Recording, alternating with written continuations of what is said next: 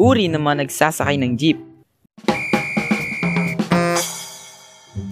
Bago natin simulan ng kwento, gusto ko munang ipaalam na binago ko yung outfit ko kasi napansin ko na may pagkakapareho pala yung dati kong look sa ibang mga animators, and promise forever na to. At balik sa kwento. Ito ay mga karanasan at nakikita ko kapag nagko-commute ako pauwi at papunta ng school, o kaya naman ay may iba pang lakad. Eto, isa ako dito sa uri ng pasahero ng jeep, ang dalaging tulog. Nakakatulog talaga ako lalo na kapag mahaba yung biyahe. Isang saglit lang ng pagpikit ng mata, ayun, tulog agad.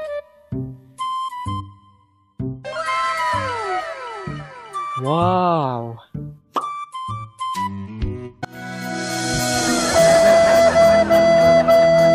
Kuya, gising na. Nasa terminal na tayo. Ha? Hakdog. Kadalasan sa mga nakakatulog ay yung mga nagpupuyat. O kaya naman ay pagod sa trabaho. Pero ibahin niyo ako kasi minsan nagtutulog-tulugan lang ako, lalo na kapag naupo ka sa may bandang unahan. Kasi ganito ang nangyayari. Kuya, paabot nga po ng bayad. Kuya, paabot po please. Eto pa po kuya, paabot po. Kuya, maawa ka, pakiabot naman ng bayad oh. Tulog po ako. Hindi naman sa ayaw ko magmagandang loob, pero alam niyo kung bakit hindi ko gusto yung abot ng abot sa akin ng bayad? Kasi one time na may nag-abot sa akin na di ko naman namalayan na may nakabalot pala sa perang papel ng mga barya, at sa hindi inaasahang pangyayari ay naihulog ko ang mga ito. At nagalit pa yung nagpapaabot. Nako, sorry po, sorry. Anong sorry, pulutin mo yan ha. Yan na nga lang yung pera ko, ihulog mo pa. Eh di sana kayo na lang nag-abot sa driver. Ano? Wala po. Sabi ko po, pupulutin ko na po. Kaya magmula ngayon ay ayoko na talagang maupo sa may bandang unahan. Pero kung no choice na talaga, di dating gawi, magtulog-tulugan. Nice. Isa pa sa mga nakikita ko, the Marites. Sila yung mga sasakay tapos kapag may nakitang kakilala, parang 24/7 na di maubusan ng topic. Uy Mare, ko pala yan, kamusta? Uy Mare, di kita agad nakilala. Naku, tumaba ka. Anong ginawa mo des quarantine? Naku, wala. Eto kasing si kumpare mo, lagi akong binobusog. Naku Mare, dapat mag-ingat ka na ngayon. Baka tumaas na yung alta impression mo.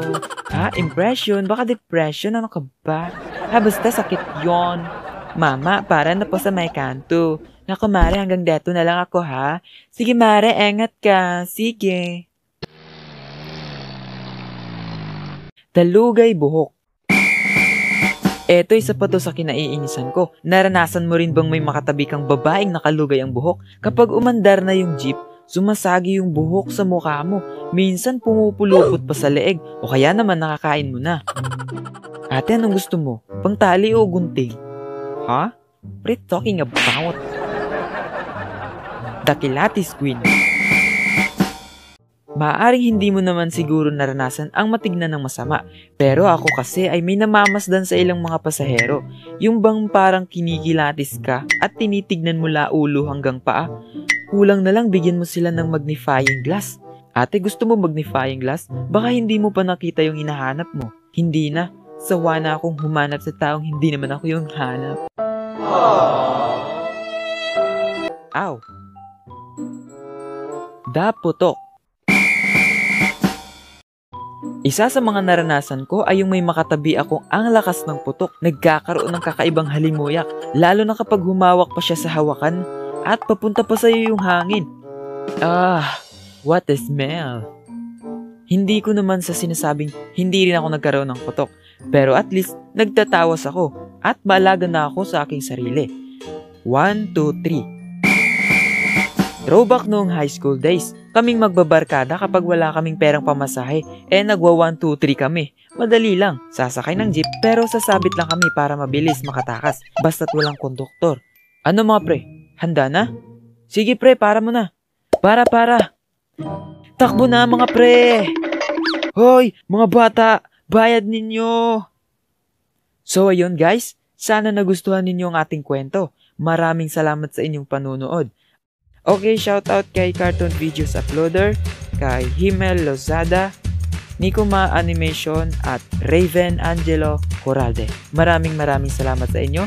Kita-kits sa next video. Bye-bye!